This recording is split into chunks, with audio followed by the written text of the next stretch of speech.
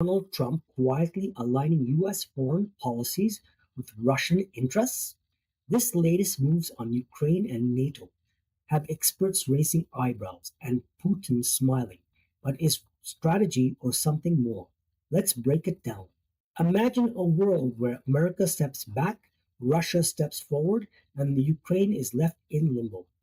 That's not just speculation, it's unfolding right now.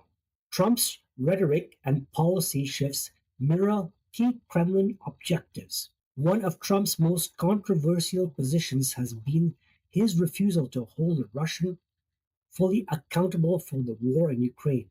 Instead of condemning Putin for the unprovoked invasion in 2022, Trump has repeatedly suggested that Ukraine should never have initiated the conflict.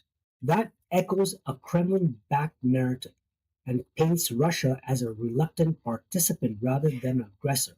Additionally, Trump has gone as far as labeling Ukraine's President Vladimir Zelensky a dictator, which is a direct inversion of reality. Putin is an authoritarian leader, with Ukraine continues to hold democratic elections even in wartime. These talks favoring Russia.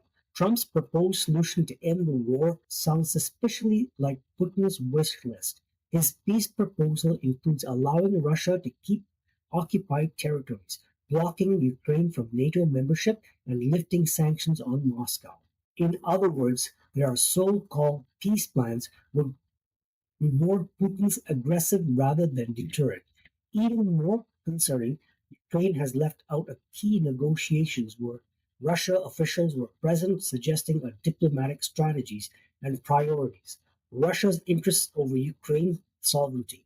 Undermining Western unity, the NATO alliance has been crucial in helping Ukraine fight off Russian advance, but Trump's consistent skepticism of NATO plays directly in Putin's hands. By questioning the US commitment to the alliance, he's weakened Western unity and gives Moscow more NATO support for Ukraine may not be sustainable. Trump has floated the idea of withdrawing the US from NATO altogether, something that would be an absolute gift to the Kremlin. The more divided the West is, the stronger Russia becomes.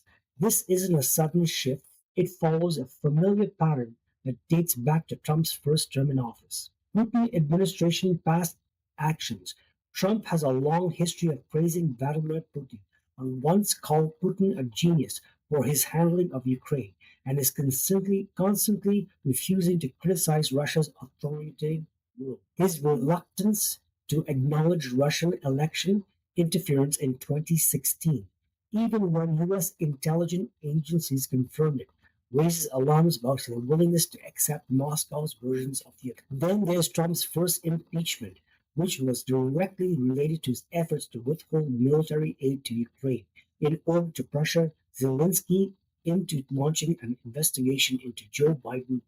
That too was seen as a move that benefited Russia more than it did the US. Some political analysts argue that Trump sees Russia as a potential counterweight to China.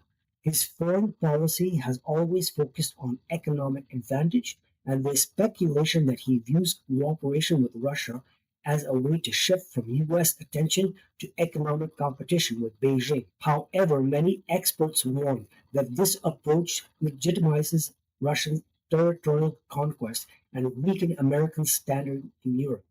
Trump even showed interest in Ukraine's natural resources, pushing to gain access to Ukraine's valuable mineral deposits, something Zelensky firmly rejected. Not everyone is on board with Trump's stance, and the backlash has been significant. While some members of the Republican Party support Trump's approach to Ukraine and Russia, others strongly opposed. Figures like Marco Rubio have echoed Trump's arguments that the U.S. should focus on domestic issues rather than Ukraine. However, others such as Senator Lisa Malvolsky and Susan Collins have pushed back, arguing that the abandoning Ukraine would only involve Putin and weaken U.S. credibility on the global stage. The divide within the Republican Party is clear. Some believe in the traditional U.S. foreign policy commitments, while others are embracing Trump's isolation and Russia's friendly stance. The European concerns. Trump's shift in foreign policy prioritizes has raised alarms across Europe.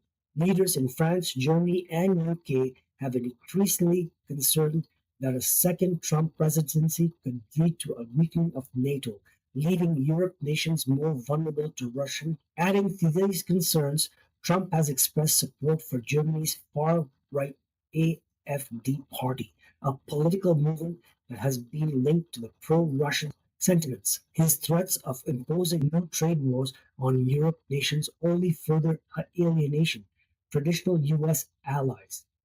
Does all this mean Trump is outright copying Putin? Not necessarily. While there are undeniable similarities between Trump's rhetoric and Kremlin's backed narratives, they are also fundamental. Trump is no longer strategic like part Putin. He focuses on the quick political wins rather than building a multi-decade vision of global power. Putin, on the other hand, is playing a long game, aiming at restoring Russia imperial power and challenging the Western-led world order.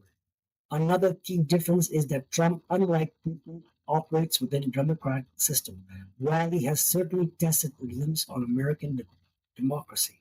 Attempting to overturn elections results encouraging his supporters to question institutions and downplaying democratic movement. He still faces legal and political pushback. Putin, on the other hand, has near total control over Russian politics, the judicial and media. That means even if Trump wanted to operate exactly like Putin, he would face more institutional roadblocks in the US than Putin does in Russia. The real question isn't whether Trump is mimicking Putin, it's whether his policies are unintentionally or deliberately advancing Russia's interests. If Trump's foreign policy leads to weaker NATO, a fractured Western alliance, and more powerful Russia, the result may be the same regardless of his intent, whether to design or by conceding that his moves are aligning with Moscow goals. And that's where things get dangerous. Putin's long term ambition is to reset Russia's dominance and expand its sphere of influence. A US president who downplays Russia's aggressiveness, questions NATO, and disrupts international alliance only makes that goal easier to achieve. As the world watches, the stakes couldn't be higher. What do you think? Is this a strategic move or a dangerous shift? Leave a comment below and let's talk about it.